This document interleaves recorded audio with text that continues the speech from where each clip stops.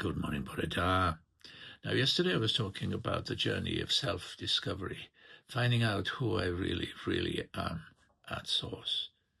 Rwan ddoe yn i'n sôn am y daith o hunan adnabyddiaeth, ganfod pwy ydw I mewn gwirionedd yn y tarddiad. So, how do I do that? Sut dwi'n gwneud hynny? Well, I had to prove to myself I could live without a crutch in my life. Fyrra mi brofi fi hun gallwn I fyw heb fagl yn fy mywyd. Without an attachment, heb ymlyniad, because if there's an attachment, I give my power away to the attachment. It also defines who I am, wrongly, and also has the power to decide how I feel and how I think. Os oes na ymlyniad, dwi'n rhaid ymhwyr I ffwr i'r ymlyniad. Mae gael fod pwer I benderfynu sut dwi'n teimlo a sut dwi'n meddwl. Ac mae o'n diffinio pwy ydw I, wrth gwrs, fy hunaniaeth yn anghywir.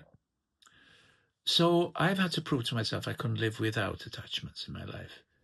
So dwi wedi gael profi fi hyn gallwn I fyw heb ymlyniad yn fy mywyd. You've heard, God and mammon. You can't have both, you can have one or the other. Chybod, da chi wedi clywed am Duw a mammon, allwch chi gael un neu'r llall, a fyddwch chi'n cael y ddau.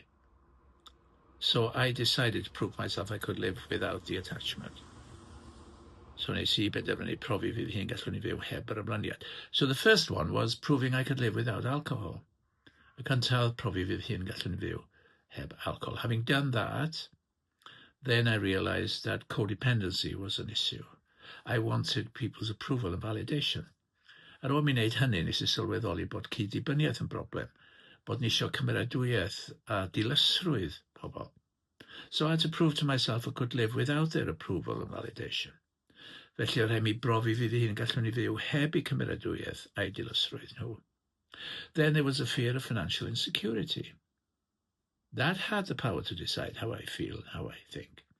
Wedyn oedd ofn ansicrwydd ariannol, oedd gyda hwnnw y pŵer I benderfynu sut o'n i'n teimlo, sut o'n i'n meddwl. So I had to prove to myself I could live without the fear.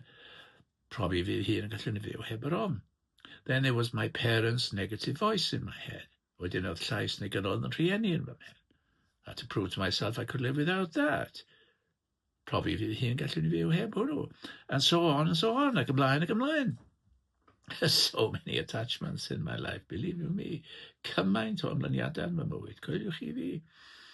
And then, of course, I'm not my feelings, because I tended to give my power away to my feelings and to my thoughts. O'n I yn dieddol o rhoi fy mhwyr I ffwr I fy nheimladau ac I fy meddyliau. To take my power away. I'm not my thoughts, I'm not my feelings. Chybod, rhaid mi gymryd ymhwyr yn ôl, nid y fi ydy fy meddyliau, nid y fi ydy fy nheimladau. Na fy mhoen, chwaith. No my pain and suffering either. So I realized suddenly that nothing the world can offer me can answer that question, who or what am I? A nes I sylweddoli, na dim byd, mae'r byd yn gallu gynnig, yn gallu ateb y cwestiwn yna, pwy neu be ydw I go iawn. So I had to go inside to that stillness within. Rhaid mi fynd ti mewn I fi fy hun, i'r llonyddwch ti fewn.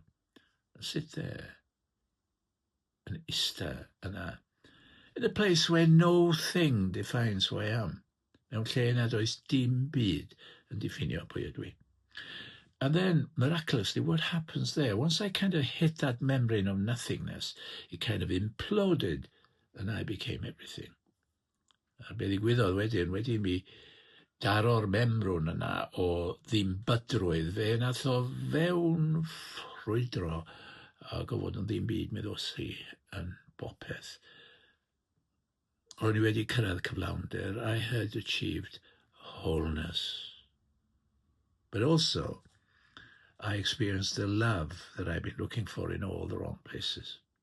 Ac hefyd mi nes I brofi'r cariad o'n I wedi bod yn chwilio amdano yn y llefydd anghywir I gyd. The love that emanates from the divine heart. Y cariad sy'n deillio o'r galon ddwyfo. Because I found the divinity within myself. Nes I ddarganfod y dwyfoldeb tu mewn I fi fy hun. That's who I am. I'm divine by nature. Ydw i'n ddwyfol o ran natur. So that's the journey. Dyna'r daith o hunan adnabyddiaeth, the journey of self-discovery. I hope I've explained it's a little better. Gobeithio mod I wedi egluro fe chi chydig bach yn well. But it takes guts, I tell you that. Na'n cymryd guts. This journey ain't for the faint-hearted. Di'r daith yma ddim ar gyfer yr rhai gwan galon yn eich plith.